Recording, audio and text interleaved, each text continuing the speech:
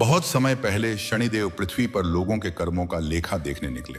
लोग उनसे डरते थे, पर बहुत कम लोग यह जानते थे कि शनिदेव दंड नहीं, न्याय देते हैं। वे स्वयं प्रत्यक्ष कर्मफल दाता हैं। उनके रथ में नीले घोड़े जुते हैं, उनके शरीर पर काले वस्त्र हैं, नेत्रों में अग्नि की ज्वाला है और हाथों में त्रिशूल, बाण और कृपा का चिन्ह है। जहां वे जाते हैं वहां अहंकार ढहता है और सच्चाई उभरती है। एक छोटे से गांव में अर्जुन नाम का गरीब युवक रहता था। उसके पास न धन था, न कोई सहारा, लेकिन उसका दिल बहुत साफ था। वह रोज मंदिर जाता, भूखों को खाना खिलाता और मेहनत से अपना जीवन चलाता। उसकी झोपड़ी में एक दीपक जलता था और वह दीपक शनिवार को विशेष रूप से तेल और काले तिल से सजाता। अर्जुन ने कभी किसी से शिकायत नहीं की। निराशा उसके करीब आती तो वह गीता का श्लोक दोहराता, कर्मण्येवाधिकारस्ते। गांव में ही एक अमीर साहूकार भी था, महिपाल। उसके पास सब कुछ था, पर घमंड उससे भी बड़ा था। वह गरीबों का मजाक उड़ाता और दूसरों का हक छीनकर धन कमाता। उसके अन्न भंडार लहलहाते थे, पर उसके आंगन से भूखी गायें लौट जाती थीं। वह दान का नाम सुनते ही मुंह चुरा लेता।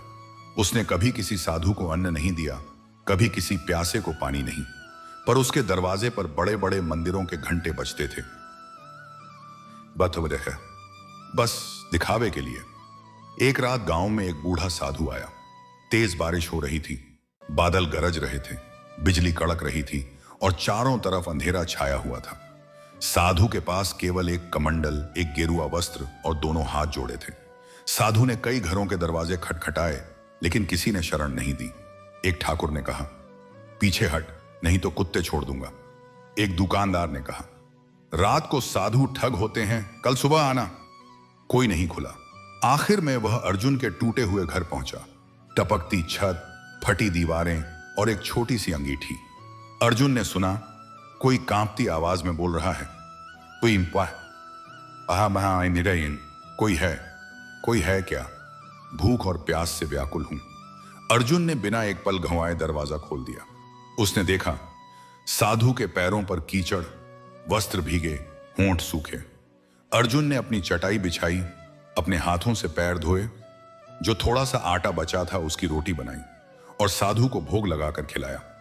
वह खुद भूखा रह गया, पर प्यास से साधु को पानी पिलाते समय उसकी आंखों में आंसू नहीं, बल्कि एक अद्भुत शांति थी।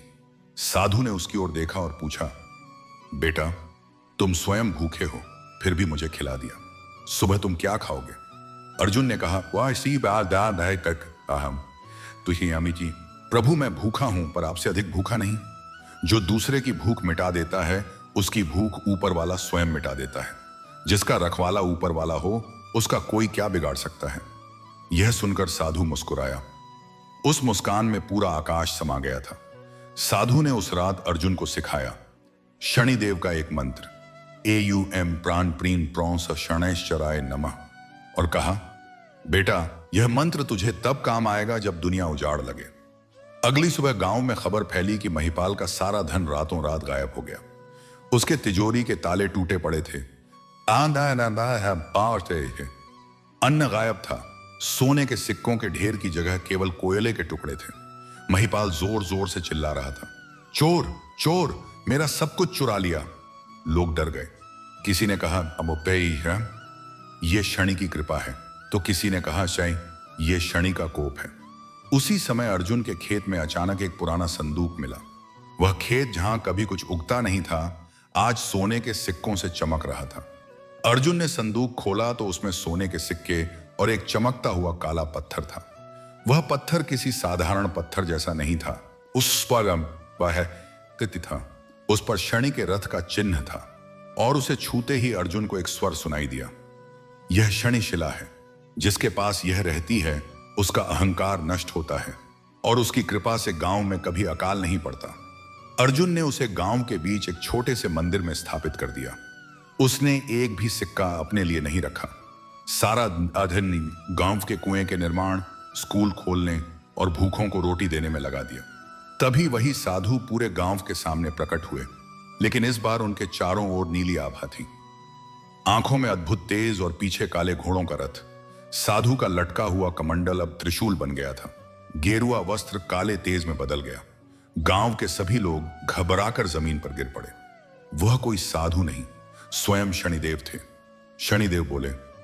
उनकी वाणी बादलों की तरह गरजती थी, पर फिर भी कोमल थी। मैं किसी का शत्रु नहीं, मैं केवल कर्मों का फल से फल देता हूं। जिसने दूसरों का दर्द समझा, उसका भाग्य बदल गया। जिसने अहंकार किया, उसका धन भी साथ छोड़ गया। महिपाल, तूने कभी सोचा था कि वह बूढ़ा साधु जिसने तेरे दरवाजे पर ठंड में रात बिताई, कोई और था? वह मैं ही था।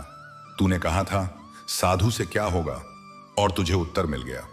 अर्जुन ने कहा था जिसका रखवाला ऊपर वाला, और वह रखवाला अब उसके साथ खड़ा है। महिपाल रोते हुए उनके चरणों में गिर पड़ा। उसके आंसू चरणों में गिरते ही अचानक उसके घर का सारा धन वापस आ गया। तो पुष्पांत औता है, पर इस बार उसका मन बदल चुका था। उसने कहा, प्रभु मुझे क्षमा कर दीजिए, अब मैं जान गया हूं कि सच्चा धन सेवा है।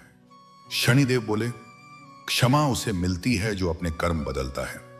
महिपाल, आज से तू गांव के सभी गरीबों को शनिवार के दिन भोजन कराएगा, अर्जुन की शनि शिला की पूजा करेगा, और हां, तुझे जो काला पत्थर मिला है वह सिर्फ तुम्हारे लिए नहीं, पूरे गांव के लिए है।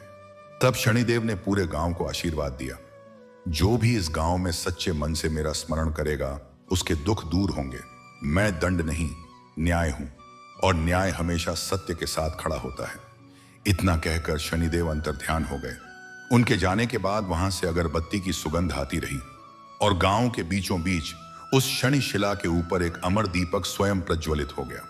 उस दिन के बाद महिपाल ने गरीबों की मदद शुरू की, और अर्जुन ने अपने धन का उपयोग गांव के भले में किया। कहते हैं उस गांव में फिर कभी कोई भूखा नहीं सोया। हर शनिवार को गांव के सभी लोग शनि शिला के पास इकट्ठा होते, तिल, तेल और उड़द का दान करते। महिपाल स्वयं चरणामृत बांटता और अर्जुन प्रसाद वितरण करता। वे दोनों भले पहले दुश्मन थे, पर अब भाई बन चुके थे। कथा का संदेश, यह कथा हमें सिखाती है कि शनिदेव से डरना नहीं, उनकी शिक्षा को समझना चाहिए। वे कभी बिना कारण कष्ट नहीं देते। वे इंसान को उसके कर्मों का आईना दिखाते हैं। अगर नीयत साफ हो, मेहनत सच्ची हो और दिल में दया हो तो कच्चाई तेज और कमाम हो तो कठिन समय भी वरदान बन जाता है। जैसे अर्जुन के पास कुछ नहीं था, फिर भी वह संतुष्ट था। इसीलिए शनिदेव स्वयं उसके दरवाजे पर भिखारी बनकर आए। और महिपाल के पास सब कुछ था, फिर भी वह खाली हाथ रह गया। कावी से तार स्थित क्योंकि उसने कभी देना नहीं सीखा। यह कथा यह भी बताती है कि जब आप किसी अभागे, भूखे, निराश्रय की मदद करते हैं तो असल में आप शनिदेव की सेवा कर रहे होते हैं। शनिदेव स्वयं कहते हैं, मेरी सबसे बड़ी पूजा यह है कि तुम किसी के आंसू पोंछ दो, किसी को अपनी रोटी खिला दो, तब मेरा कोप भी कृपा बन जाता है। इतना कहकर शनिदेव अंतर्ध्यान हो गए, लेकिन उनके जाने के बाद भी वह स्थान पवित्र हो गया। जहां वे खड़े थे वहां की मिट्टी चंदन और गुलाब की सुगंध से महकने लगी। गांव के लोग घंटों तक उसी स्थान पर बैठे रहे। कोई रो रहा था, कोई स्तुति गा रहा था, कोई मौन ध्यान में लीन था। और उस दिन से उस गांव का नाम ही बदल गया।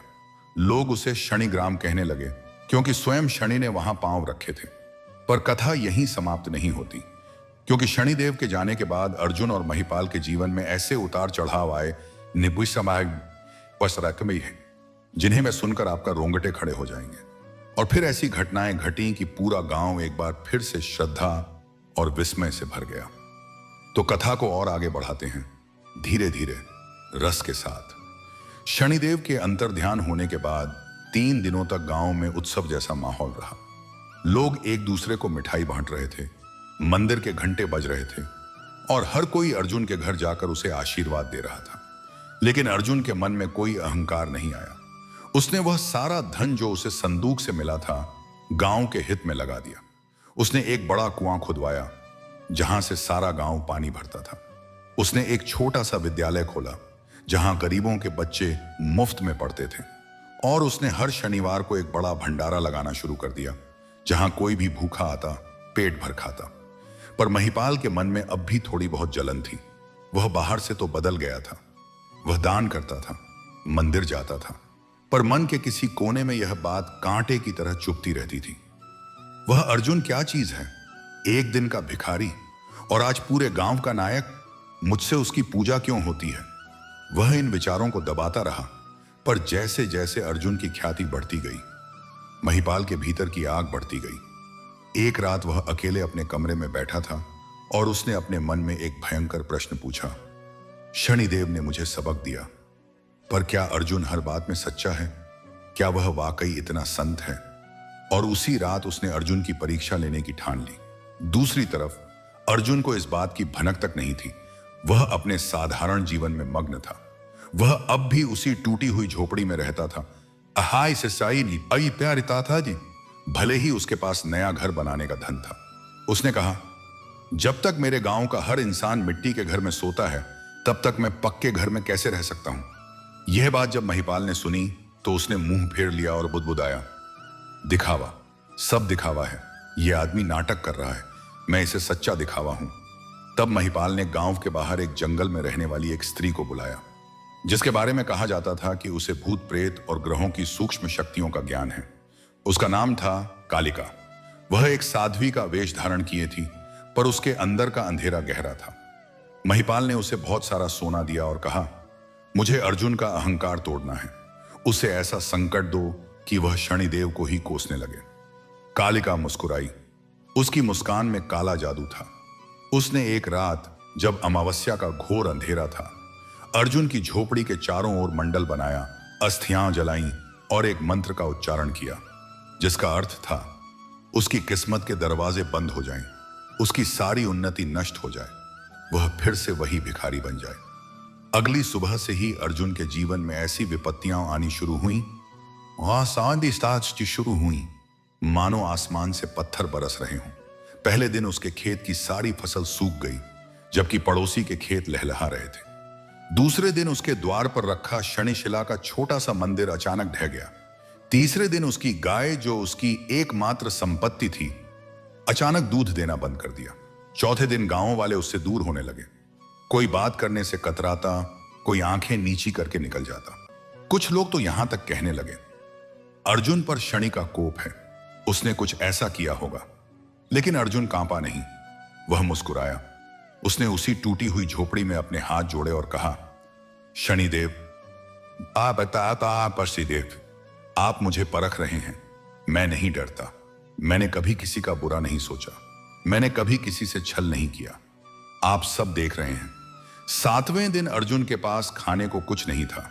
भूख उसे तड़पा रही थी, पर वह साधु की तरह सीधा बैठा था। तभी उसी रात, ठीक वैसे ही जैसे पहले बूढ़ा साधु आया था, इस बार एक अंधा ब्राह्मण उसके दरवाजे पर आया।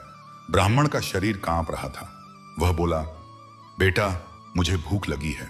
मैं कई दिनों से भटक रहा हूं। कोई मुझे शरण नहीं देता क्योंकि मैं अंधा हूं। अर्जुन ने सुना। उसके पास खुद खाने को कुछ नहीं था, लेकिन उसने अपनी आखिरी मुट्ठी अनाज निकाली, एक रोटी बनाई और अंधे ब्राह्मण को खिला दी। उसने फिर से वही कहा, जिसका रखवाला ऊपर वाला हो। लेकिन इस बार उसकी आवाज में कोई भेद नहीं था। वह ब्राह्मण खाना खाकर मुस्कुराया और कहा, अर्जुन, तूने मुझे पहचाना नहीं। मैं वही बूढ़ा साधु हूं, पर आज मैं अंधा बनकर आया हूं क्योंकि मैं देखना चाहता था। क्या तू संकट में भी धर्म पर चलता है? अर्जुन चौंका। वह ब्राह्मण उठा और ठीक उसी क्षण उसका अंधापन गायब हो गया और उसकी आंखों में वही नीली आभा चमकने लगी जैसी शनिदेव की थी। हाँ, वह फिर से शनिदेव ही थे। शनिदेव ने अर्जुन को अपने हाथ से स्पर्श किया और बोले, बेटा, तूने फिर से जीत लिया, पर यह कष्ट तुझे किसी और ने दिया है। तेरे गांव का एक व्यक्ति, जो बाहर से भला दिखता है पर अंदर से तुझसे जलता है, उसने तेरे खिलाफ काला जादू करवाया है। पर उसका जादू तब तक चलता है जब तक इंसान के भीतर डर हो। तुझ में तो डर है ही नहीं, इसीलिए उसका सारा जादू उसी पर लौट जाएगा। इतना कहते ही शनिदेव ने आकाश की ओर देखा। उनकी तीसरी आंख खुली और उनके मुख से एक गर्जना निकली, जिससे पूरा गांव जाग गया। उसी क्षण कालिका, जो जंगल में बैठी अर्जुन को कोस रही थी, उसकी बोली बंद हो गई और उसकी सारी शक्तियां नष्ट हो गईं। और महिपाल, जो अपने घर में सो रहा था, अचानक उठा और चिल्लाया मानो कोई उसे जला रहा हो। उसने देखा, उसके दोनों हाथ कोयले की तरह जल रहे थे, पर बाहर से कोई घाव नहीं था। वह दौड़ता हुआ अर्जुन के पास आया और रोते हुए गिड़गिड़ाया, मुझे माफ कर दे, मैंने तेरा बुरा सोचा। मैंने कालिका को बुलाया, पर अब मैं जान गया, जिसकी रक्षा शनि स्वयं करें उसे कोई हानि नहीं पहुंचा सकता। अर्जुन ने उसे उठाया और गले लगा लिया। उसने कहा, भाई अब से तू और मैं मिलकर गांव की सेवा करेंगे। शनिदेव सिखा गए, द्वेष से कुछ नहीं होता, केवल प्रेम से मिलता है। और फिर सूरज उगा, लेकिन इस बार सूरज की किरणें काली नहीं थी, थी, सोने जैसी थी, क्योंकि जहां न्याय होता है वहां सुबह हमेशा सुनहरी होती है। कथा का यह दूसरा अध्याय यहां भी समाप्त नहीं होता, क्योंकि अब महिपाल के मन में एक नया संकट पैदा हुआ। उसकी पत्नी, जिसका नाम लीला था, उसे यह सब बदलाव पसंद नहीं आया। लीला बड़े घराने में पली बढ़ी थी। उसे अर्जुन के टूटे घर से नफरत थी। उसे गरीबों के भंडारे से घृणा थी। उसे लगता था, मेरा पति अब पागल हो गया है, वह भिखारियों के साथ बैठता है, उनके साथ खाना खाता है, यह हमारी इज्जत के खिलाफ है। उसने महिपाल से कहा, तुम या तो मुझे चुनो या उस अर्जुन को। महिपाल के सामने बड़ी कसौटी आ गई। एक तरफ पत्नी, घर, सामाजिक प्रतिष्ठा, दूसरी तरफ धर्म, सत्य और शनिदेव की सीख। महिपाल 2 दिन तक अपने कमरे में बंद रहा। तीसरे दिन वह बाहर निकला और उसने लीला से कहा, मैंने तुमसे विवाह किया था सुख दुख में, पर जब से मैंने अर्जुन के साथ रहना सीखा, मुझे सच्चा सुख मिला। तुम चाहो तो मेरे साथ चलो, नहीं तो मैं अकेला चला जाऊंगा, पर मैं अब उस रास्ते से मुड़ नहीं सकता। लीला को बहुत गुस्सा आया, पर उसी रात उसने एक सपना देखा। शनिदेव उसके सामने खड़े थे। बोले, जो घमंड से अपने पति को छोड़ती है वह जीवन भर पछताती है, जो कर्मों को समझती है उसका कल्याण होता है। लीला घबराकर उठी और अगली सुबह वह अर्जुन के घर गई, उसके पैर छुए और बोली, मुझे भी सेवा सिखाओ। अर्जुन मुस्कुराया। महिपाल के आंखों में आंसू थे और पूरे गांव ने फिर से एक नया सबक सीखा। अहंकार केवल पुरुषों में नहीं, स्त्रियों में भी होता है, और शनिदेव सबको समान रूप से न्याय देते हैं।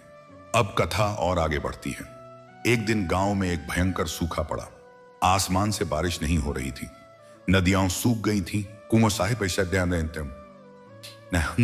कुएं खाली हो गए थे। गांव वाले घबरा गए।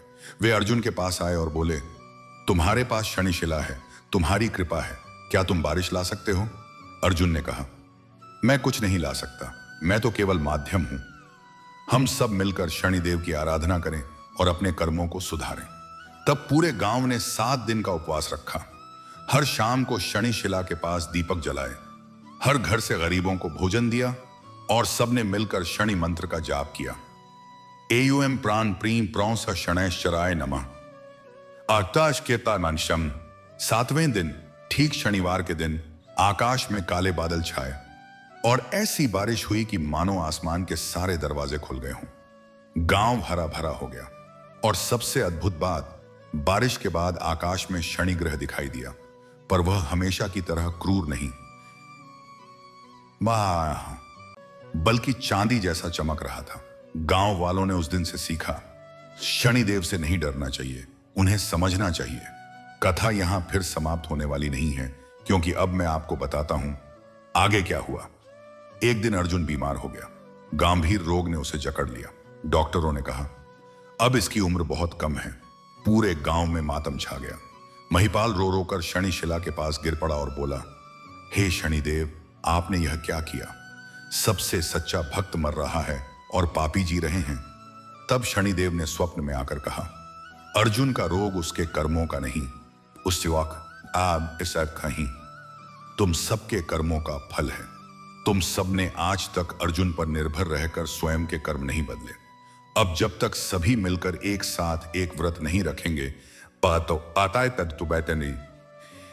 तब तक अर्जुन ठीक नहीं होगा। तब सारे गांव ने मिलकर 40 दिनों का कठिन व्रत किया। हर घर में शनि चालीसा पढ़ा गया। हर व्यक्ति ने कम से कम एक गरीब को भोजन दिया। और जब 40 दिन पूरे हुए, अर्जुन चमत्कारिक रूप से स्वस्थ हो गया। अर्जुन उठा तो उसने कहा, मैं बीमार नहीं था, मैं तो तुम्हारी परीक्षा था। शनिदेव ने मुझसे कहा था, लेट जा, देखते हैं तुम सब कैसे हो। और तुमने मेरी नहीं, अपने मन की परीक्षा पास कर ली। तब से उस गांव का हर व्यक्ति समझ गया, शनिदेव भय नहीं प्रेम है, न्याय नहीं करुणा है, दंड नहीं सुधार है। और तब से उस गांव में हर शनिवार को इतना दान होता है, इतनी सेवा होती है कि वहां कोई भूखा नहीं सोता, कोई बीमार नहीं रहता, कोई अकेला नहीं रोता। और कहते हैं आज भी जब रात को गांव में सन्नाटा होता है तो उस शनि शिला के पास एक हल्का सा गुंजन सुनाई देता है, मानो कोई कह रहा हो, जिसका रखवाला ऊपर वाला हो उसका कोई क्या बिगाड़ सकता है। कहते हैं उस गांव में आज भी जब रात को सन्नाटा होता है तो शनि शिला के पास से हल्का सा गुंजन सुनाई देता है, मानो कोई कह रहा हो, जिसका रखवाला ऊपर वाला हो उसका कोई क्या बिगाड़ सकता है। और यह गुंजन केवल कानों तक सीमित नहीं रहता, यह सीधे हृदय में उतरता है। कहते हैं कि जिस रात यह गुंजन होता है उस रात गांव का कोई भी व्यक्ति बुरे सपने नहीं देखता, कोई भी बच्चा नहीं रोता और कोई भी बूढ़ा अकेलापन महसूस नहीं करता। ऐसी है शनिदेव की कृपा जो भय को मिटा दे और प्रेम को जगा दे। पर कथा यहां समाप्त नहीं होती। मैं आपको अब उस रहस्यमयी रात के बारे में बताता हूं जब अर्जुन को अपने जीवन का सबसे बड़ा प्रश्न मिला। हां, वही अर्जुन जिसने शनिदेव को साधु के रूप में देखा, जिसने काले जादू को हराया, जिसने पूरे गांव का कल्याण किया। वह अर्जुन भी एक रात बेचैन हो उठा। वह सोचने लगा, मैंने सब कुछ पा लिया, फिर भी क्यों मेरे मन में कभी कभी एक हल्की सी उदासी आ जाती है। मैं गांव का सेवक हूं, लोग मुझसे प्रेम करते हैं, शनिदेव स्वयं मुझ पर कृपा करते हैं, फिर भी क्यों? क्या मैं वास्तव में धर्म पर चल रहा हूं या मेरे भीतर भी कहीं कोई अहंकार छिपा है? क्या मैं सचमुच निस्वार्थ हूं या मैं भी तो पुण्य का संचय कर रहा हूं? और यह पुण्य का लोभ भी तो एक प्रकार का मोह है। यह विचार उसे रात रात भर जगाए रखते। वह शनि शिला के पास जाकर घंटों बैठता, उसके नेत्रों से आंसू बहते, पर वह किसी से कुछ नहीं कहता। उसने सोचा, जब तक मैं स्वयं अपने प्रश्नों का उत्तर नहीं ढूंढ लेता तब तक दूसरों को क्या बताऊं। तब उसने एक यात्रा पर जाने का निश्चय किया, अकेले, बिना किसी को बताए। एक रात जब सारा गांव सो रहा था, अर्जुन चुपके से अपनी झोपड़ी से निकला और उत्तर दिशा की ओर चल दिया, जहां कहा जाता था कि शनिदेव का सबसे प्राचीन मंदिर है, जो घने जंगल और ऊंचे पहाड़ों के बीच स्थित है। वह मंदिर इतना पुराना था कि उसका नाम भी कोई नहीं जानता था। लोग कहते थे, जो भी सच्चे मन से उस मंदिर में जाता है उसे शनिदेव साक्षात दर्शन देते हैं। अर्जुन ने 7 दिनों तक पैदल यात्रा की। वह जंगलों से गुजरा, नदियों को पार किया, पहाड़ों पर चढ़ा। रास्ते में उसे कई संकट आए। एक बार एक जंगली तेंदुआ उसके सामने आया, पर उसने शनि मंत्र का जाप किया और तेंदुआ चुपचाप चला गया। एक बार उसे तेज भूख लगी, पर उसने केवल पानी पिया और आगे बढ़ गया। एक बार रात को तूफान आया और वह एक पेड़ के नीचे बैठकर भीगता रहा, पर उसके होठों से शनि का नाम नहीं रुका। 7वें दिन जब वह लगभग गिरने लगा था, उसे सुदूर पहाड़ी पर एक छोटा सा काला मंदिर दिखाई दिया। उसका शिखर टूटा हुआ था, दीवारों पर काई जमी थी, पर वहां से एक अजीब ऊर्जा आ रही थी, जैसे वह स्थान स्वयं जीवित हो। अर्जुन ने दौड़कर मंदिर के दरवाजे पर छुआ और जैसे ही उसने अंदर प्रवेश किया, पीछे का सारा संसार गायब हो गया। वहां अंदर कोई मूर्ति नहीं थी, केवल एक काला पत्थर था, बिल्कुल वैसा ही जैसा उसे गांव में मिला था, पर यह कहीं अधिक बड़ा था, लगभग एक मनुष्य के बराबर। उस पर सैकड़ों वर्षों की धूल जमी थी। अर्जुन ने अपनी अंजलि में पानी लेकर उस पत्थर को स्नान कराया, फिर अपने वस्त्र से पोंछा और तभी पत्थर के भीतर से एक आवाज आई। वह आवाज कानों से सुनाई नहीं देती थी, पर सीधे हृदय में उतरती थी। वह आवाज बोली, अर्जुन, तू यहां क्यों आया है? अर्जुन ने कहा, प्रभु, मैं यह जानने आया हूं कि मैं सच्चा भक्त हूं या केवल कर्तव्यनिष्ठ मनुष्य। मैं यह जानने आया हूं कि मेरे मन का वह कोना क्या है जहां अभी भी अंधेरा है। मैं यह जानने आया हूं, क्या शनि से डरना आवश्यक है या केवल समझना? उस आवाज ने कहा, बहुत अच्छा, तू सही प्रश्न पूछता है और इसी कारण तू अर्जुन है, महिपाल नहीं। लेकिन तेरे प्रश्न का उत्तर तुझे आज नहीं, तू जब वापस लौटेगा तब मिलेगा। पर एक बात हमेशा याद रखना, भक्ति का अर्थ केवल मंत्र जाप नहीं है, केवल दान देना नहीं है, केवल मंदिर जाना नहीं है। भक्ति का अर्थ है अपने भीतर के हर छोटे से छोटे अहंकार को पहचानना और उसे मिटा देना। तूने गांव के लिए किया, पर क्या तूने अपने लिए त्याग किया? तूने दूसरों को दिया, पर क्या तूने अपनी इच्छाओं को दिया? सोच अर्जुन, सोच। अर्जुन पत्थर के सामने घुटनों के बल बैठ गया। उसके आंसू फिर से बहने लगे। उसने कहा, प्रभु, मैंने कभी अपनी इच्छाओं के बारे में सोचा ही नहीं। मैंने तो केवल कर्तव्य देखा। पर अब आप कह रहे हैं तो लगता है शायद मैंने अपने भीतर के उस अंधेरे को नहीं देखा जो यह सोचता है कि मैं कर रहा हूं, मैं सेवा कर रहा हूं, मेरे बिना गांव अधूरा है। क्या यह अहंकार नहीं है? उस आवाज ने कहा, देखा, तूने अब प्रश्न पूछना सीख लिया। यही पहला कदम है। अब वापस जा, तेरे गांव में तेरी प्रतीक्षा है। पर एक और बात, तू जब लौटेगा तो पाएगा कि तेरे बिना भी गांव चल रहा है, और यह देखना कि तब तू क्या अनुभव करता है, यही तेरी परीक्षा है। अर्जुन वापस लौटा। जब वह गांव पहुंचा तो उसने देखा कि महिपाल ने उसकी अनुपस्थिति में गांव का सारा प्रबंध संभाल रखा था। महिपाल अब पहले जैसा अहंकारी नहीं था। वह चुपचाप नम्रता से काम कर रहा था, बच्चों को पढ़ा रहा था, बीमारों की सेवा कर रहा था, शनि शिला की पूजा कर रहा था। लोगों ने अर्जुन को देखा तो खुशी से दौड़े, पर अर्जुन ने कहा, मुझे मत देखो, महिपाल को देखो, वही अब तुम्हारा सेवक है। और फिर अर्जुन ने एक अद्भुत काम किया। उसने अपने पास बचा हुआ सारा धन, जो उसने स्वयं के लिए रखा था, न कि गांव के लिए, वह भी महिपाल को दे दिया और कहा, अब मैं केवल एक भिखारी बनना चाहता हूं। मैंने स्वामी बनना सीख लिया, अब सेवक बनना चाहता हूं। मैंने पाना सीख लिया, अब खोना सीखना चाहता हूं। यह सुनकर महिपाल फूट फूट कर रोने लगा। उसने कहा, तूने मुझे सिखा दिया कि सच्चा त्याग क्या होता है। मैंने सोचा था कि दान करना ही सबसे बड़ा धर्म है, पर तूने दिखा दिया कि अपना सब कुछ छोड़ देना, जबकि तेरे पास कुछ है, यह सबसे बड़ा धर्म है। उस दिन के बाद अर्जुन ने फिर से वही पुरानी टूटी झोपड़ी नहीं बनाई, बल्कि एक और भी छोटी सी झोपड़ी बनाई, जहां केवल सोने लायक जगह थी। कुछ कुछ और नहीं। उसके पास अब केवल एक कंबल था, एक कमंडल और शनि मंत्र की माला। वह भोजन के लिए भिक्षा मांगता, पर जो कुछ मिलता उसका आधा शनि शिला पर चढ़ा देता और आधा गांव के किसी गरीब को खिला देता। कभी कभी वह स्वयं भूखा सो जाता, पर जब वह भूखा सोता तो उसे सपने में शनिदेव दर्शन देते और कहते, आज तूने सच्ची भक्ति की। भूख से बड़ा कोई मंत्र नहीं और सहनशीलता से बड़ा कोई तप नहीं। इस बीच गांव में एक घटना और घटी। एक युवती थी जिसका नाम था नीला। वह अत्यंत रूपवती थी, पर उसका मन बहुत दुखी था। उसके माता पिता का देहांत हो चुका था और उसके रिश्तेदारों ने उसका सारा धन हड़प लिया था। वह अकेली थी और उसे लगता था कि उसे कोई प्यार नहीं करता। एक दिन वह नदी के किनारे बैठी रो रही थी। वह आत्महत्या करना चाहती थी। अर्जुन वहां से गुजर रहा था। उसने देखा एक स्त्री जिसके आंसू नदी के पानी में गिर रहे थे। वह उसके पास गया और चुपचाप उसके बगल में बैठ गया। कुछ नहीं बोला, घंटों बैठा रहा। अंततः नीला ने पूछा, तुम कौन हो? क्यों चुप हो? अर्जुन ने कहा, ईशनी, मैं वही हूं जो तुम हो, दुखी, अकेला। पर मैंने सीखा है दुख को अपना गुरु बनाना, दुश्मन नहीं। बता, मैं तुम्हारी क्या सहायता कर सकता हूं? नीला ने अपनी सारी कहानी कही। अर्जुन ने उसे अपनी बहन बना लिया। उसे शनि शिला के पास ले गया और कहा, यह शिला केवल पत्थर नहीं है, यह वह साक्षी है जो कभी धोखा नहीं देती। यहां बैठ, रो ले और फिर उठ, क्योंकि जीवन बहुत बड़ा है।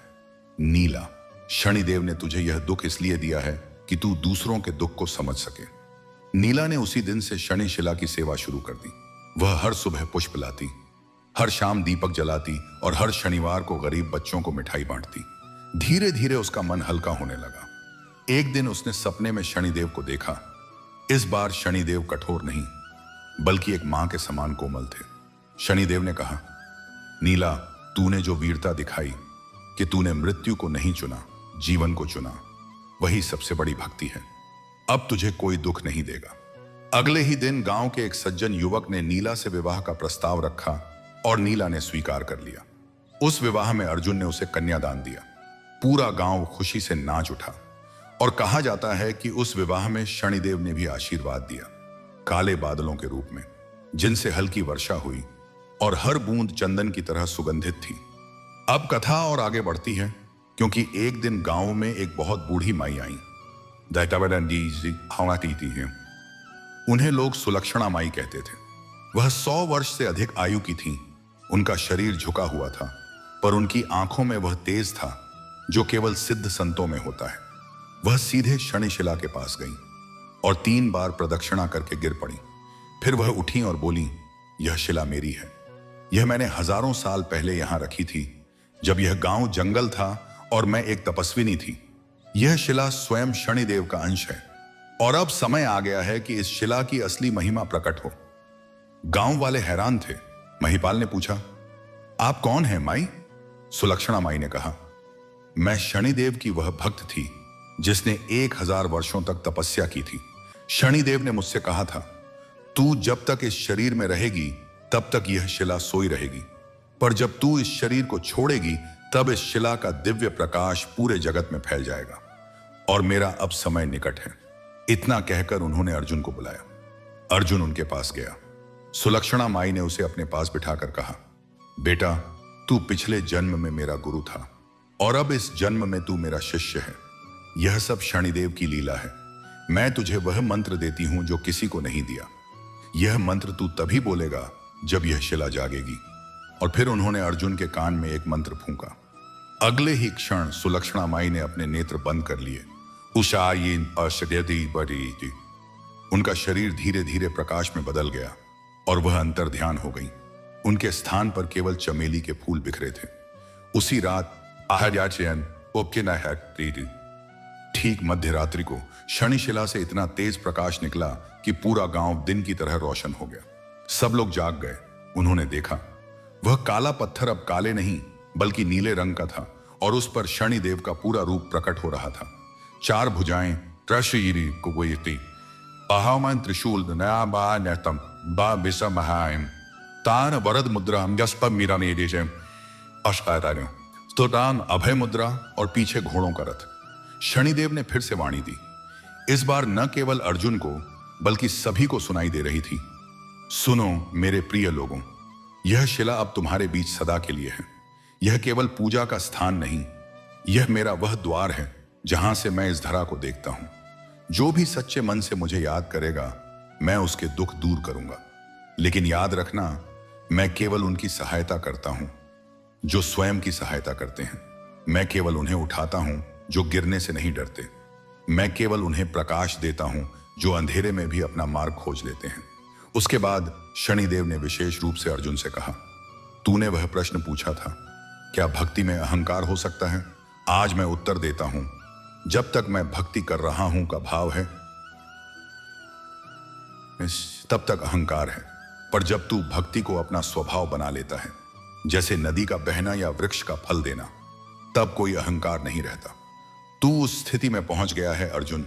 इसलिए आज से तू केवल अर्जुन नहीं, तू बहा स्वाहा शाम, तू शनिदास है। और फिर शनिदेव ने अर्जुन को आशीर्वाद दिया, तेरी 7 पीढ़ियां तक इस गांव की रक्षा करेंगी और तेरे नाम के साथ मेरा नाम जुड़ा रहेगा। अर्जुन रो पड़ा, महिपाल रो पड़ा, नीला रो पड़ी, सारा गांव रो पड़ा। पर ये आंसू दुख के नहीं, प्रेम के थे। और जहां प्रेम के आंसू बहते हैं, वहां शनिदेव भी अपना सिर झुका देते हैं। क्योंकि प्रेम ही सबसे बड़ा तप है, प्रेम ही सबसे बड़ा मंत्र है और प्रेम ही सबसे बड़ा शनि स्तोत्र है। कथा का यह अध्याय भी समाप्त होता हुआ लगता है, पर अभी और भी बहुत कुछ है, क्योंकि इस गांव में अब एक नई चुनौती आई। दूर के एक राज्य के राजा को इस गांव की ख्याति सुनाई पड़ी। उसने सोचा, यदि यहां कोई शनि शिला है और यदि यह शिला इतनी शक्तिशाली है तो मुझे इसे अपने राज्य में लाना चाहिए। इससे मेरा राज्य और समृद्ध होगा। उसने अपनी सेना भेजी, हजारों सैनिक, हाथी, घोड़े और आदेश दिया, शनि शिला उखाड़ लाओ, यदि कोई रोके तो उसे मार डालो। यह सुनकर गांव वाले घबरा गए। वे अर्जुन और महिपाल के पास दौड़े। महिपाल ने कहा, हम लड़ेंगे, हमारे पास कोई हथियार नहीं है, पर हम अपनी जान दे देंगे, शिला नहीं देंगे। अर्जुन ने कहा, नहीं महिपाल, हम लड़ेंगे नहीं, हम विश्वास करेंगे, हम शनिदेव पर विश्वास करेंगे। यदि वे चाहेंगे तो यह शिला यहीं रहेगी, यदि नहीं तो भी हम प्रसन्न रहेंगे, क्योंकि शनिदेव स्वयं हमारे भीतर हैं, किसी पत्थर में नहीं। और फिर उन्होंने पूरे गांव को शनि शिला के चारों ओर बैठने को कहा और सभी ने मिलकर शनि मंत्र का जाप करना शुरू कर दिया। एक क्वेम प्राण प्रीम प्रौ स शनैश्चराय नमः। सेना ने आकर देखा, कुछ 100 ग्रामीण शिला के पास बैठे मंत्र जाप कर रहे हैं। उनके पास कोई हथियार नहीं, कोई कवच नहीं, कोई क्रोध नहीं। सेनापति ने सोचा, यह तो पागल हैं, इनसे लड़ना व्यर्थ है। उसने अपने सैनिकों से कहा, शिला उखाड़ो। जैसे ही सैनिकों ने शिला को छूने का प्रयास किया, उनके हाथ सुन्न हो गए, उनकी तलवारें जमीन पर गिर गईं और एक भयंकर गर्जना हुई। सेनापति ने देखा, आकाश में शनि ग्रह प्रत्यक्ष था और उस ग्रह से एक अग्नि सा बाण निकला जो सेना के ठीक सामने जमीन में जा लगा। वह स्थान फट गया और उससे पानी की एक फव्वारा सी उठी। सेनापति घबरा गया। उसने सभी को घुटने टेकने का आदेश दिया और फिर वह स्वयं अर्जुन के पास गया, बचतो आयश अहम अस्कायतेन, और बोला, हमें क्षमा करें, हम नहीं जानते थे कि यह केवल एक पत्थर नहीं, यह शनिदेव का सिंहासन है। हम लौट जाएंगे और अपने राजा से कहेंगे कि इस पवित्र स्थान को छेड़ना मत। उस दिन के बाद टाइम को बदल राजा ने स्वयं एक पत्र भेजा, मैं क्षमा चाहता हूं और मैं इस गांव की रक्षा के लिए अपनी सेना का एक दल यहां तैनात करूंगा। पर अर्जुन ने कहा, हमें सेना नहीं चाहिए, हमारी रक्षा तो शनिदेव कर रहे हैं। बस इतना कहना कि तुम अपने राज्य में भी गरीबों की सेवा करो और शनिवार का व्रत रखो, यही हमारे लिए पर्याप्त है। अब कथा फिर से एक नए मोड़ पर आ जाती है, क्योंकि अर्जुन अब बूढ़ा हो गया था। उसके बाल सफेद हो गए थे, उसका शरीर दुर्बल हो गया था, सुकाम असंबान था, उसकी आंखें पहले से भी अधिक चमकती थीं। उसने एक दिन महिपाल को बुलाया और कहा, मेरा समय निकट है, मैं अब इस शरीर को छोड़ना चाहता हूं, पर इससे पहले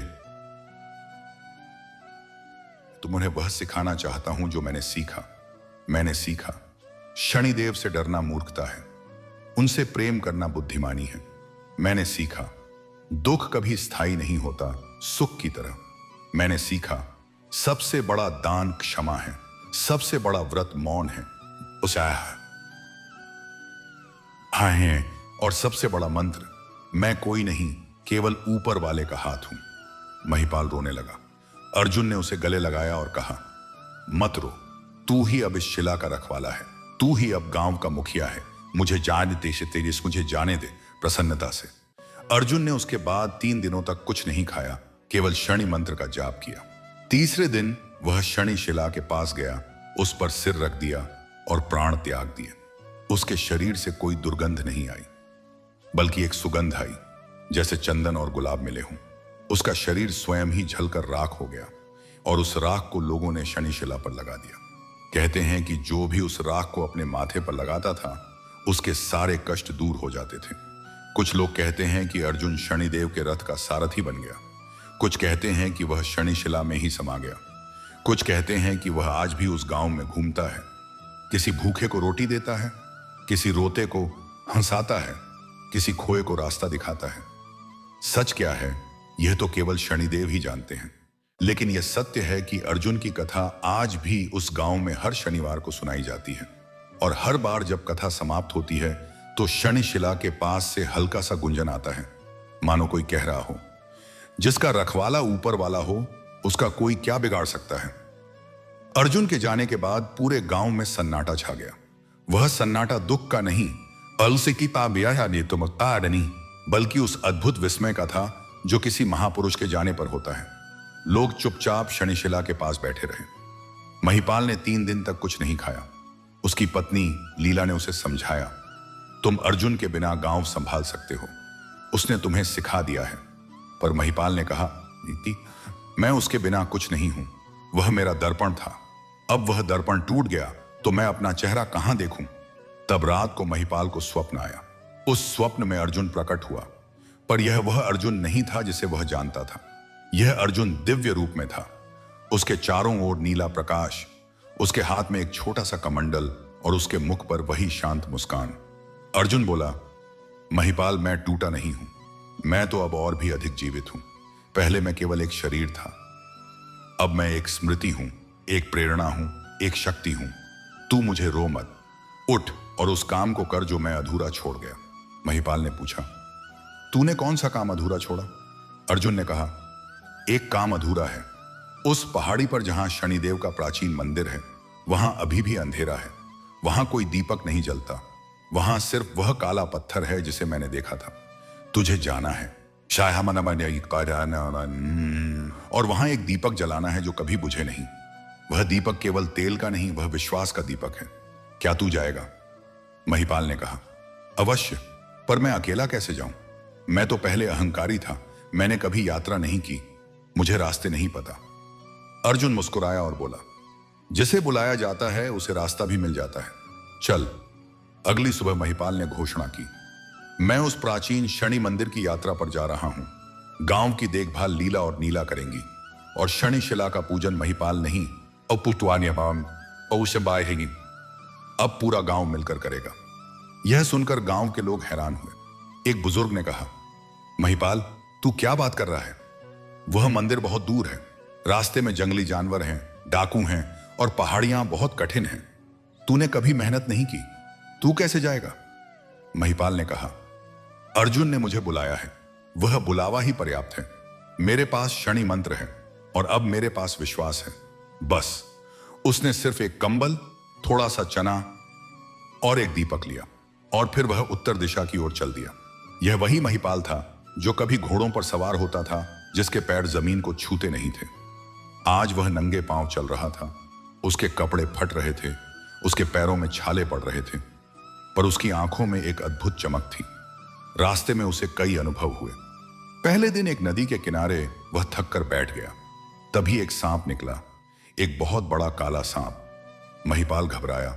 वह उठकर भागना चाहता था, पर उसे अर्जुन की आवाज सुनाई दी, मत भाग, सांप भी शनिदेव का वाहन है। वह तुझे नहीं डसता, वह तुझे परख रहा है। महिपाल ने गहरी सांस ली और सांप की ओर देखा। वह सांप उसके पास आया, उसके चरणों में लिपट गया और फिर धीरे धीरे वहां से चला गया। महिपाल को लगा मानो उसके भीतर का सारा डर उसी सांप के साथ चला गया। वह आगे बढ़ा। दूसरे दिन वह एक गांव में पहुंचा। वहां के लोगों ने उसे देखा। एक अमीर आदमी क्या है जो अब भिखारी जैसा लग रहा था। उन्होंने उसका मजाक उड़ाया। एक युवक ने कहा, यह कोई राजा था जो अब भिखारी बन गया। देखो इसके हाथ कैसे मुलायम हैं, यह कभी मेहनत नहीं कर सकता। महिपाल को बहुत क्रोध आया। वह चिल्लाना चाहता था, पर उसने रुककर सोचा, अर्जुन के सामने भी लोग मुझसे ज्यादा क्रूर थे, पर उसने मुझे माफ किया, मैं भी माफ कर दूं।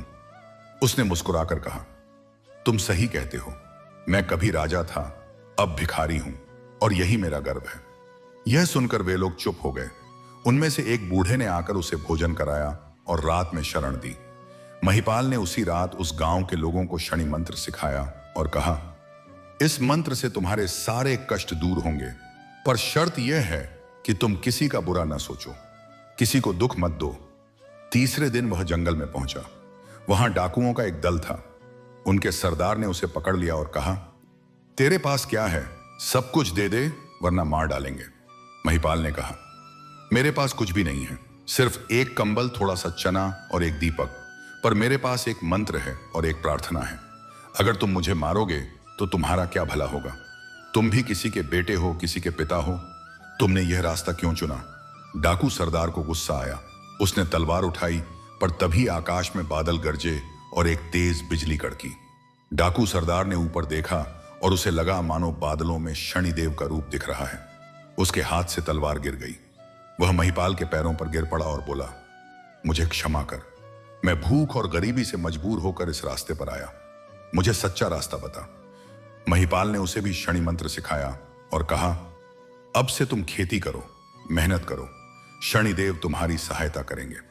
उस डाकू ने अपना सारा हथियार तोड़ दिया और उस दिन के बाद वह एक साधारण किसान बन गया।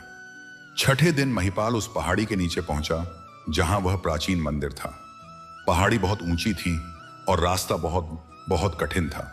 चारों ओर कांटे, पत्थर और अंधेरा, पर महिपाल को रुकना नहीं था।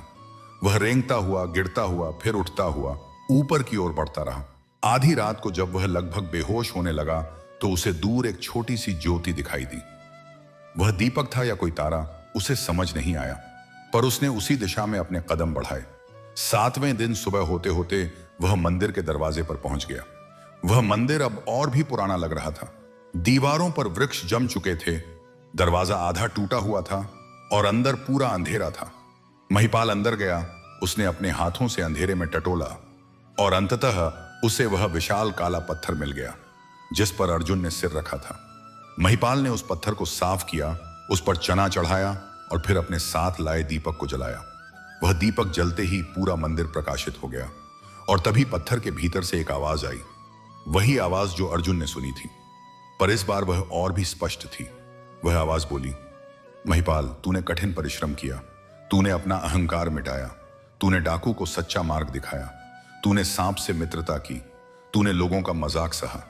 अब तू योग्य है, यह दीपक कभी नहीं बुझेगा और यह मंदिर अब जीवित हो गया। तू जब गांव लौटेगा तो पाएगा कि शनिशिला और भी अधिक चमक रही है। महिपाल मंदिर से बाहर आया तो सूरज उग रहा था। उसने देखा पूरी पहाड़ी हरी भरी हो चुकी थी। जहां कभी कांटे थे वहां फूल खिले थे, जहां कभी अंधेरा था वहां प्रकाश था। महिपाल ने उसी क्षण प्रणाम किया और पासबौती ने असली से त्यागी और वापसी की यात्रा शुरू की। पर इस बार उसे रास्ते में कोई कठिनाई नहीं हुई। वहीं डाकू उसका स्वागत करने आए, वही गांव वाले उसके साथ चलने लगे, यहां तक कि वह सांप भी उसे रास्ता दिखाने लगा। कहते हैं कि शनिदेव के प्रकट होने के बाद से सारी सृष्टि ही बदल जाती है। वहां कोई शत्रु नहीं रहता, कोई बाधा नहीं रहती, केवल प्रेम होता है, केवल कृपा होती है। जब महिपाल गांव लौटा तो उसने देखा कि शनिशिला के चारों ओर एक सुनहरा प्रकाश घिरा हुआ था। नीला और लीला ने मिलकर शिला के ऊपर एक छोटा सा मंदिर बना दिया था। गांव के सभी लोग उस मंदिर में पूजा कर रहे थे। जैसे ही महिपाल ने प्रवेश किया, सभी ने उसे घेर लिया। उसने सबको आशीर्वाद दिया और कहा, अब मैं जान गया हूं कि शनिदेव कौन है। वह कोई ग्रह नहीं, कोई देवता नहीं, वह नियम है जो इस ब्रह्मांड को चलाता है। जैसे सूरज उगता है वैसे ही कर्म फल मिलता है, न कम न ज्यादा, न जल्दी न देर से, बिल्कुल समय पर। और यह नियम सबसे न्यायपूर्ण है। महिपाल ने अब गांव का प्रबंध पूरी तरह से नीला और लीला को सौंप दिया और स्वयं उस प्राचीन मंदिर का पुजारी बन गया। वह हर महीने एक बार गांव आता और हर शनिवार को वह मंदिर में भंडारा लगाता। उसके बाद उस मंदिर तक का रास्ता सुरक्षित हो गया और धीरे धीरे वहां एक छोटा सा शहर बस गया। उस शहर का नाम रखा गया महिपालपुरी, पर लोग उसे प्यार से शनिनगर कहते थे। एक दिन महिपाल के पास एक संदेश आया। उसके पुराने मित्र, जो अब एक राज्य के मंत्री थे, ने बुलाया। उसने कहा, महिपाल, मैंने सुना है कि तुमने सब कुछ छोड़ दिया है, तुम्हारे पास अब कुछ नहीं है। मैं तुम्हें फिर से धनवान बना सकता हूं, बस मेरे पास आ जाओ। महिपाल ने कहा, मेरे पास सब कुछ है। मेरे पास वह दीपक है जो कभी नहीं बुझता, मेरे पास वह शिला है जो कभी नहीं टूटती, मेरे पास वह मंत्र है जो कभी नहीं भुलाया जा सकता। मुझे किसी धन की आवश्यकता नहीं, पर तुम आना इस मंदिर में, तुम्हारे मन का अंधेरा भी मिट जाएगा। वह मंत्री नहीं आया, पर कुछ महीनों बाद उसका बेटा गंभीर रूप से बीमार हो गया। सभी डॉक्टरों ने हाथ खड़े कर दिए। तब उस मंत्री को महिपाल की बात याद आई। वह अपने बेटे को लेकर शनिनगर पहुंचा। महिपाल ने बीमार बच्चे को शनिशिला के पास लिटाया, बाय महापाल, और 3 बार शनि मंत्र का जाप किया। कहते हैं कि शनिशिला से एक नीली किरण निकली जिसने उस बच्चे को छुआ और बच्चा तुरंत स्वस्थ हो गया। मंत्री रो पड़ा और उसने महिपाल से क्षमा मांगी। महिपाल ने कहा, मुझसे नहीं, अपने कर्मों से क्षमा मांग। अब से ईमानदारी से राज कर, गरीबों का ख्याल रख। उस मंत्री ने वचन दिया और वह अपने राज्य में सुधार लेकर गया। उस राज्य में अकाल पड़ा तो उसने अपने कोष से अन्न बांटा, बिना किसी भेदभाव के। उसकी प्रजा ने उसे आशीर्वाद दिया और कहते हैं कि उसी राज्य में एक शनि मंदिर बना जहां हर शनिवार को उस मंत्री के वंशज आज भी पूजा करते हैं। कथा यहां भी नहीं रुकती, क्योंकि अब एक और पात्र इस कथा में प्रवेश करता है। एक छोटी लड़की जिसका नाम था काली। वह बहुत गरीब थी और उसके पिता उसे शनि मंदिर ले गए, यह सोचकर शनिदेव मेरी लड़की का भाग्य सुधार देंगे। पर काली मंदिर के अंदर जाकर डर गई। उसने शनिदेव की काली मूर्ति देखी, उसके चारों ओर घोर अंधेरा, और वह जोर जोर से चिल्लाने लगी, मुझे यहां मत रखो, मैं डरती हूं। पिता ने उसे समझाया, बेटी, यह कोई राक्षस नहीं, यह देवता है, यह हमें न्याय देता है। पर काली को कुछ समझ नहीं आया। वह भागकर मंदिर से बाहर निकल गई। रात को उसने सपना देखा। शनिदेव उसके सामने एक छोटे बच्चे के रूप में आए, बिल्कुल उसी के जैसे, काले बाल, चमकती आंखें। उस बच्चे ने कहा, मुझसे मत डरो, मैं भी तुम्हारे जैसा ही हूं, बस मेरा काम है लोगों को सच्चाई दिखाना। अगर तुम सच्ची हो तो मैं तुमसे कभी नाराज नहीं होता। काली को यह बहुत अच्छा लगा। अगली सुबह वह मुस्कुराते हुए मंदिर गई और उसने शनिदेव की मूर्ति को फूल चढ़ाए और गाना गाया। तुम काले हो पर तुम्हारा दिल रोशन है, तुम डराते हो पर तुम्हारी मुस्कान छुपी है। उस बालिका की निष्कलंक भक्ति से शनिदेव इतने प्रसन्न हुए कि उन्होंने उसके पिता को एक बड़ा व्यापारी बना दिया और उस लड़की को विद्या की देवी सरस्वती का वरदान मिला। काली बड़ी होकर एक विदुषी बनी, दी और उसने शनिदेव पर सैकड़ों भजन लिखे। उनमें से एक भजन आज भी प्रसिद्ध है, शनिदेव शनिदेव तुम न्याय के देव, तुमसे डरना बेकार है, तुम तो बस दिखाते हो रास्ता, सच्चाई का संसार है। अब हम कथा के एक और गहरे स्तर पर पहुंचते हैं। महिपाल का जीवन अब अंतिम चरण में था। वह बहुत बूढ़ा हो चुका था। उसकी उम्र लगभग 100 वर्ष थी, पर वह अभी भी प्रतिदिन सुबह शनि मंदिर जाता, स्वयं दीपक जलाता और शनि मंत्र का जाप करता। उसकी आंखें अब कम देखती थीं, उसके कान कम सुनते थे, पर उसका हृदय पहले से कहीं अधिक चमकता था। एक दिन उसने अपने शिष्यों को बुलाया और कहा, मुझे एक और यात्रा करनी है, यह अंतिम यात्रा होगी। मैं उस स्थान पर जाना चाहता हूं जहां अर्जुन का जन्म हुआ था। वह स्थान इस गांव से बहुत दूर नहीं है, पर पहचाना नहीं जाता। वहां एक टीला है, उस टीले के नीचे अर्जुन के पूर्वजों की समाधि है। मैं वहां जाकर प्रार्थना करना चाहता हूं। शिष्यों ने कहा, गुरुजी, आप अब चल नहीं सकते, हम आपको पालकी में ले चलेंगे। महिपाल ने कहा, नहीं, मैं पैदल जाऊंगा। जैसे अर्जुन पैदल गया था वैसे ही, और वह चल दिया। उसकी यह यात्रा सबसे कठिन थी। उसके पैरों में दर्द था, उसकी सांसें फूल रही थीं, पर वह रुका नहीं। रास्ते में उसने एक पेड़ के नीचे विश्राम किया। वहां एक कौवा बैठा था, काला कौवा। महिपाल ने उसे देखा और मुस्कुराया। उसने सोचा, यह शनिदेव का दूत है। उसने कौवे के लिए अपनी थोड़ी सी रोटी रख दी। कौवा उसे खाकर उड़ गया। तभी उस स्थान पर एक चमत्कार हुआ। पेड़ से फूल झड़ने लगे, और पेड़ की जड़ से पानी का एक स्रोत फूट पड़ा। महिपाल ने उस पानी से अपनी प्यास बुझाई, और उसी स्रोत के पास एक शनिशिला स्थापित कर दी। आज भी उस स्थान पर एक छोटा सा मंदिर है और वह स्रोत कभी नहीं सूखा। अंततः वह उस टीले पर पहुंचा। वहां अर्जुन के पूर्वजों की कोई स्पष्ट निशानी नहीं थी। बस एक टूटा हुआ पत्थर था जिस पर अस्पष्ट लिखावट थी। महिपाल ने उस पत्थर पर अपना माथा टेका और प्रार्थना की, हे अर्जुन, तूने मुझे सिखाया कि सच्चा धन सेवा है, सच्चा बल क्षमा है, सच्चा ज्ञान विनम्रता है।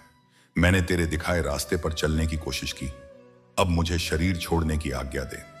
तब उस पत्थर के भीतर से एक प्रकाश निकला और उस प्रकाश में अर्जुन का रूप दिखाई दिया, दिव्य नीले प्रकाश से घिरा।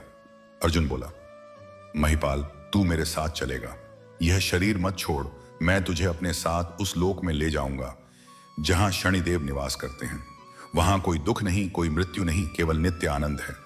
और फिर महिपाल का शरीर वहीं समाधि में लीन हो गया। उसके शरीर से इतनी सुगंध आई कि दूर दूर से लोग आकर उस स्थान को प्रणाम करने लगे। उस टीले पर आज भी एक बड़ा सा वृक्ष है, उस सुबह से ही और उस वृक्ष के नीचे एक शनिशिला है। कहते हैं कि जो कोई भी सच्चे मन से उस शिला पर तेल चढ़ाता है, उसके सारे कष्ट दूर हो जाते हैं। तो प्रिय श्रोता, यह कथा केवल अर्जुन और महिपाल की नहीं है, यह कथा आपकी और मेरी है। यह कथा हर उस व्यक्ति की है जो कभी अन्याय से पीड़ित हुआ है, जो कभी अपने कर्मों पर सवाल उठाता है, जो कभी सोचता है, भगवान कहाँ है, न्याय कहाँ है। शनिदेव हमें बताते हैं, न्याय यहां है, अभी है, इसी क्षण है। आप जो बोते हैं वही काटते हैं, पर यह कटाई दंड नहीं, सीख है। यह विनाश नहीं, शुद्धिकरण है। जैसे सोना आग में तपता है, वैसे ही आत्मा कर्मों की अग्नि में तपती है, और जब वह पूर्णतः शुद्ध हो जाती है तब वह शनिदेव के धाम में पहुंचती है, जहां केवल शांति है, केवल प्रेम है, केवल सत्य है। तो प्रिय श्रोता, हमने देखा कि कैसे अर्जुन और महिपाल की यात्रा शनिदेव के न्याय और कृपा से परिवर्तित हो गई। पर कथा अभी भी समाप्त नहीं हुई, क्योंकि उस गांव में अब एक और घटना घटने वाली थी। एक घटना जिसने पूरे देश का ध्यान उस छोटे से गांव की ओर खींच लिया। अर्जुन और महिपाल के जाने के बाद उस गांव की बागडोर नीला और लीला के हाथों में आ गई थी। नीला अब युवा नहीं रही थी, वह एक परिपक्व स्त्री थी, जिसकी आंखों में वही चमक थी जो अर्जुन की आंखों में हुआ करती थी। लीला बूढ़ी हो गई थी, पर उसका हृदय अब पहले से कहीं अधिक उदार था। दोनों ने मिलकर गांव को एक आदर्श के रूप में स्थापित कर दिया था। चारों ओर के गांवों से लोग इस गांव की शांति, समृद्धि और शनिशिला की महिमा सुनने आते थे। यहां तक कि दूर दूर से राजा महाराजा भी दर्शन करने आते थे। कोई बीमारी लेकर आता था, कोई व्यापार में असफलता लेकर आता था, कोई संतान की कामना लेकर आता था, और सबको शनिशिला के दर्शन मात्र से शांति मिलती थी। पर एक दिन एक ऐसा व्यक्ति आया जिसने सबको हैरान कर दिया। वह व्यक्ति कोई और नहीं बल्कि उस राज्य का राजा स्वयं था, राजा विक्रमादित्य। हाँ, वही प्रतापी राजा जिसके न्याय की कहानियां पूरे देश में मशहूर थीं। वह घोड़े पर सवार होकर अपने कुछ सैनिकों के साथ आया, लेकिन जैसे ही वह गांव की सीमा में आया, उसने अपने घोड़े से उतरकर पैदल चलना शुरू कर दिया। उसके मंत्री ने कहा, महाराज, आप राजा हैं, आपको पैदल चलने की आवश्यकता नहीं है। राजा ने कहा, जहां शनिदेव का वास हो वहां कोई राजा नहीं, कोई रंक नहीं, सब समान हैं। राजा ने शनिशिला के दर्शन किए। वह घंटों वहां बैठा रहा। फिर उसने नीला से कहा, मुझे एक प्रश्न है। मैं राजा हूं, मैं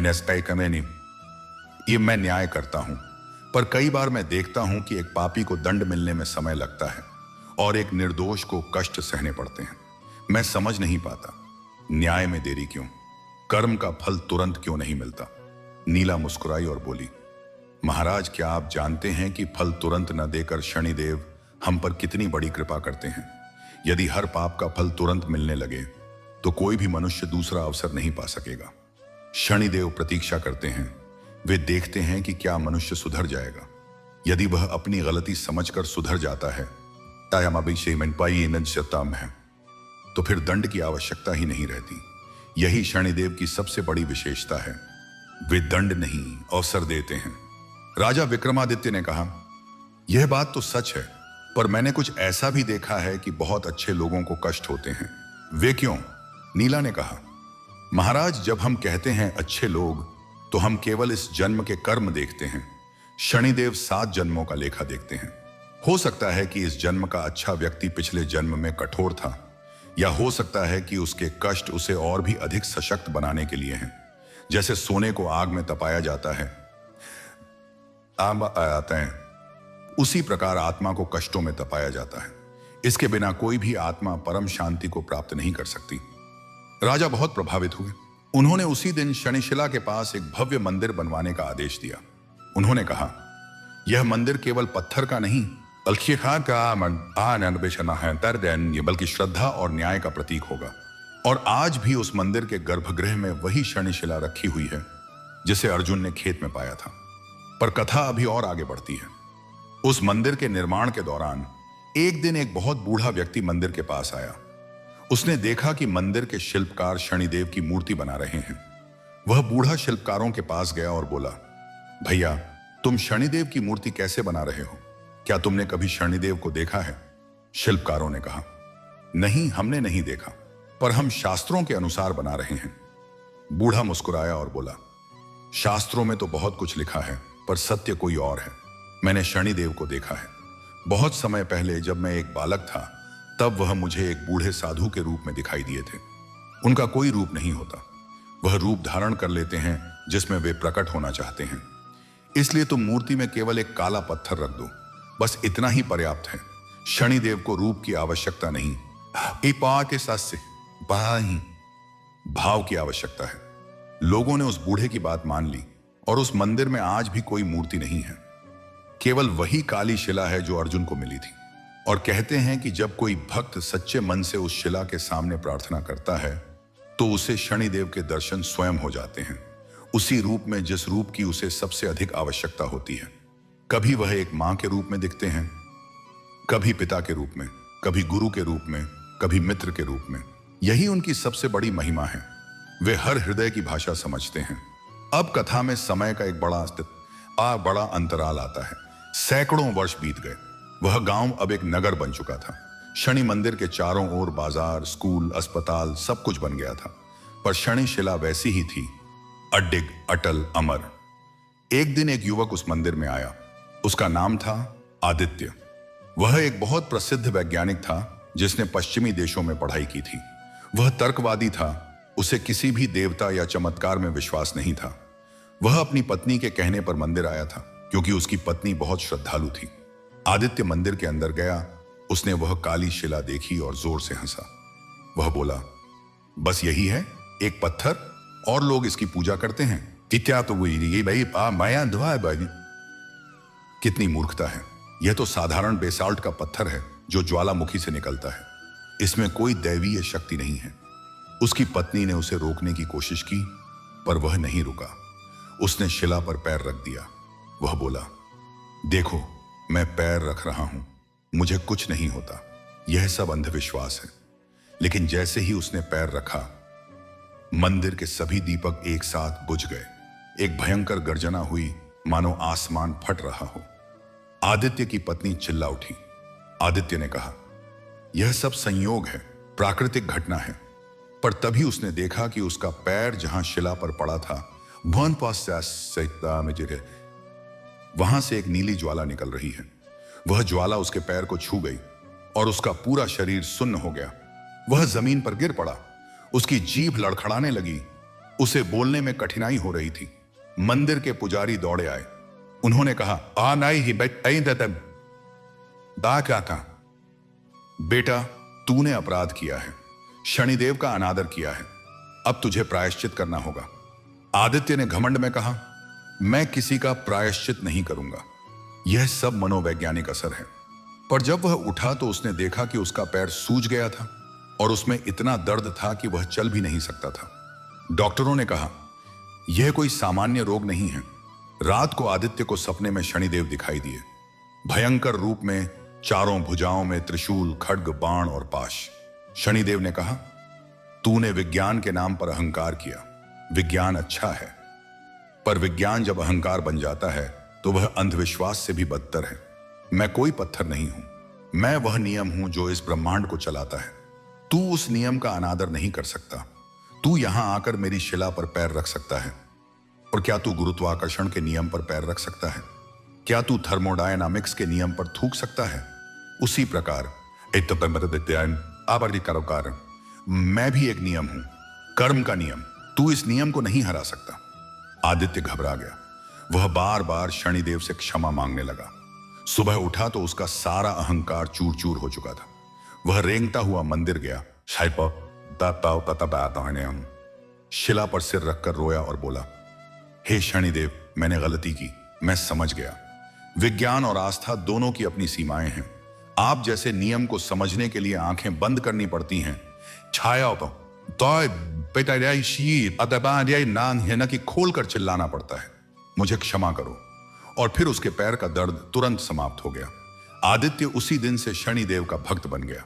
उसने अपने सारे जीवन में विज्ञान और अध्यात्म का समन्वय करने का कार्य किया। उसने कई पुस्तकें लिखी जिनमें उसने बताया कि कैसे शनिदेव का कर्म सिद्धांत न्यूटन के तीसरे नियम, हर क्रिया के बराबर और विपरीत प्रतिक्रिया होती है। में कहा, उसने कहा, शनिदेव वह प्रतिक्रिया है जो हमारे कर्मों के बाद आती है। यह कोई चमत्कार नहीं, यह विज्ञान है। और उसी ने सबसे पहले शनि शिला का वैज्ञानिक विश्लेषण किया। उसने पाया कि उस शिला में एक अद्भुत चुंबकीय शक्ति थी जो केवल तभी सक्रिय होती थी जब उसके सामने सच्चा मन रखा जाता था। उसने उस शक्ति का नाम रखा शनि क्षेत्र, शानी फील्ड। आज भी उसके शोध के आधार पर विज्ञानी उस शिला का अध्ययन करते हैं, पर कोई पूरी तरह से यह नहीं समझ पाया है कि यह शिला कैसे काम करती है। शायद यही शनिदेव की लीला है, थोड़ा प्रकट करना और थोड़ा छिपा रखना। अब कथा को समाप्त करने का समय आ गया है। इतनी लंबी यात्रा के बाद आइए हम उस मूल सत्य पर लौटते हैं जहां से यह कथा शुरू हुई थी। शनिदेव दंड नहीं, न्याय देते हैं। इस कथा की अनेक घटनाओं, अनेक पात्रों, अनेक शिक्षाओं को सुनने के बाद हम यह निष्कर्ष निकाल सकते हैं कि शनिदेव वास्तव में क्या है। वह कोई भयानक ग्रह नहीं है जैसा कि आम धारणा है। वह कोई क्रूर देवता नहीं है जैसा कि कुछ लोग सोचते हैं। वह कोई दंड देने वाला न्यायाधीश नहीं है जैसा कि कई लोग डरते हैं। वह तो बस एक दर्पण है, बिल्कुल साफ, बिल्कुल ईमानदार, बिना किसी मेकअप के, बिना किसी फिल्टर के। वह दर्पण हमें हमारा असली चेहरा दिखा देता है। यदि हमारे चेहरे पर मैल है, वह वैसा है दर्पण उसे दिखाएगा।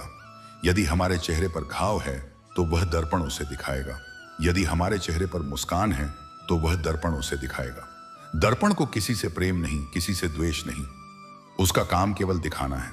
और जो व्यक्ति उस दर्पण में अपना वास्तविक प्रतिबिंब देखने का साहस रखता है, वह आए कहता है, वही वास्तव में शनिदेव का भक्त है। बाकी तो केवल भय से मूर्तियों पर तेल चढ़ाते रहते हैं, पर उनके मन की गंदगी वैसे की वैसी रहती है। कथा की महत्वपूर्ण विशेषताएं। यहां कथा समाप्त होने से पहले मैं उन मुख्य बिंदुओं को दोहरा देता हूं जो इस कथा को अद्वितीय और जीवंत बनाते हैं। पहली विशेषता, शनिदेव का स्वरूप और उनकी भूमिका। इस कथा में हमने देखा कि शनिदेव न केवल एक ग्रह हैं, बल्कि कर्मों का न्याय करने वाला वह सिद्धांत हैं जो हर प्राणी के जीवन में कार्य करता है। वे न तो पक्षपाती हैं, न क्रूर, वे बस हैं शाश्वत, नियमबद्ध, अटल। दूसरी विशेषता, अर्जुन और महिपाल के चरित्रों के माध्यम से सिखाया गया यह सिद्धांत कि सच्ची संपत्ति धन नहीं, दया है। अर्जुन के पास कुछ नहीं था, फिर भी वह संतुष्ट था और इसलिए शनिदेव ने उसे सब कुछ दिया। महिपाल के पास सब कुछ था, पर उसका अहंकार सबसे बड़ी गरीबी थी और इसलिए उसे अपना सब कुछ खोना पड़ा। पर कथा यहीं नहीं रुकती। महिपाल ने परिवर्तन दिखाया। यह दिखाना भी उतना ही महत्वपूर्ण है कि कोई भी इतना पतित नहीं है कि वह बदल न सके। तीसरी विशेषता, शनि शिला का प्रतीकवाद। यह शिला केवल एक पत्थर नहीं है, यह श्रद्धा का केंद्र है, विश्वास का प्रतीक है और उस अदृश्य सत्ता का साक्षी है जो हमारे जीवन के हर क्षण में मौजूद है। कथा में शिला के माध्यम से यह सिखाया गया है कि ईश्वर को मूर्ति की आवश्यकता नहीं, नहीं, बस एक सच्चे हृदय की आवश्यकता है। चौथी विशेषता, अर्जुन का प्रश्न और उत्तर। जब अर्जुन ने पूछा, क्या भक्ति में अहंकार हो सकता है, तो शनिदेव ने उसे समझाया कि जब तक मैं भक्ति कर रहा हूं का भाव है, तब तक अहंकार है। सच्ची भक्ति वह है जो स्वाभाविक हो, जैसे नदी बहती है या फूल खिलता है, बिना किसी प्रयास के, बिना किसी दावे के। यह उन्नत आध्यात्मिक शिक्षा इस कथा की सबसे गहरी परत है। पांचवी विशेषता, आधुनिकता और आस्था का समन्वय। आदित्य नामक वैज्ञानिक का प्रसंग दिखाता है कि कैसे विज्ञान और अध्यात्म एक दूसरे के विरोधी नहीं, बल्कि पूरक हैं। शनिदेव के कर्म सिद्धांत को वैज्ञानिक रूप से समझा जा सकता है और इस समझ से एक नई श्रद्धा का जन्म होता है जो अंधविश्वास पर नहीं, बल्कि तर्क और अनुभव पर आधारित है। छठी विशेषता, यह कथा कोई एक घटना नहीं, बल्कि अनेक जीवनों, अनेक पीढ़ियों, अनेक परीक्षाओं और अनेक विजयों की गाथा है। इसमें गरीबी है, धन है, अहंकार है, विनम्रता है, विज्ञान है, अध्यात्म है, स्त्री है, पुरुष है, बच्चा है, बूढ़ा है, राजा है, रंक है, सांप है, कौआ है, डाकू है, साधु है। यह संपूर्ण मानव जीवन का प्रतिबिंब है। इसलिए यह कथा सिर्फ एक धार्मिक कथा नहीं है, यह एक सार्वभौमिक कथा है। अब कथा का समापन, भावपूर्ण और अर्थपूर्ण। तो प्रिय श्रोताओं, आज हमने एक लंबी यात्रा तय की है। हम अर्जुन की टूटी झोपड़ी से निकले, महिपाल के भवनों से गुजरे, शनिदेव के प्राचीन मंदिर पहुंचे, डाकुओं से भेंट की, सांपों और कौओं के साक्षी बने, राजा विक्रमादित्य के न्याय को समझा, वैज्ञानिक आदित्य के अहंकार को टूटते देखा और अंततः उस शाश्वत सत्य पर पहुंचे जो शनिदेव का सार है, जैसा कर्म वैसा फल। यह सत्य इतना सरल है कि एक बच्चा भी इसे समझ सकता है और इतना गहरा है कि सबसे बड़े विद्वान भी इसकी गहराइयों को नहीं माप सकते। जो लोग शनिदेव से डरते हैं, उनसे मैं कहना चाहूंगा, एक बार अपने मन के अंधेरे को देखिए। आप शनिदेव से नहीं, अपने ही कर्मों से डरते हैं। यदि आपके कर्म अच्छे हैं तो आपको डरने की आवश्यकता ही नहीं है, और यदि बुरे हैं तो डरने से क्या होगा? डर केवल आपको और अधिक पंगु बनाएगा। इसके बजाय सुधारिए। आज से ही, अभी से एक छोटा सा अच्छा कर्म कीजिए। किसी भूखे को रोटी खिलाइए, किसी दुखी को सांत्वना दीजिए, किसी पर अकारण मुस्कुरा दीजिए और देखिए आपके जीवन में कैसा परिवर्तन आता है। वही परिवर्तन शनिदेव की कृपा है। और जो लोग शनिदेव को मानते हैं उनसे मैं कहना चाहूंगा, केवल तेल और तिल चढ़ाने से काम नहीं चलेगा। शनिदेव को सच्चा तेल आपके अहंकार को जलाने का है, सच्चा तिल आपके द्वेष को बोने का है। जब तक आपके मन में किसी के प्रति जलन है, किसी के प्रति द्वेष है, तब तक आपकी सारी पूजा व्यर्थ है। पहले अपने मन को साफ करो, फिर मंदिर जाओ, क्योंकि शनिदेव मंदिर में नहीं, हृदय में वास करते हैं। यह कथा हमें यह भी सिखाती है कि कष्ट केवल दंड नहीं है, वह एक शिक्षक भी है। हर कष्ट हमें कुछ न कुछ सिखाता है। हर विफलता हमें हमारी सीमाएं बताती है। हर दर्द हमें दूसरों के दर्द को समझना सिखाता है। इसलिए कष्टों से भागो मत, कतास सादा उनका सामना करो, उनके भीतर छिपे संदेश को समझो और याद रखो, जो कष्ट तुम्हें नहीं मारता वह तुम्हें मजबूत बनाता है। शनिदेव तुम्हें मारने नहीं, मजबूत बनाने आते हैं।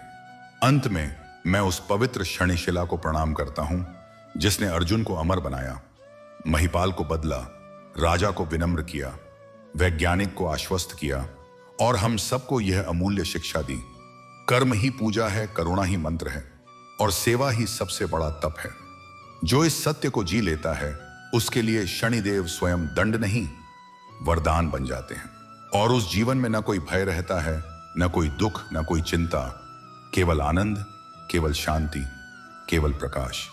एयूएम नमः शनैश्चराय, एयूएम शांति, शांति ही शांति।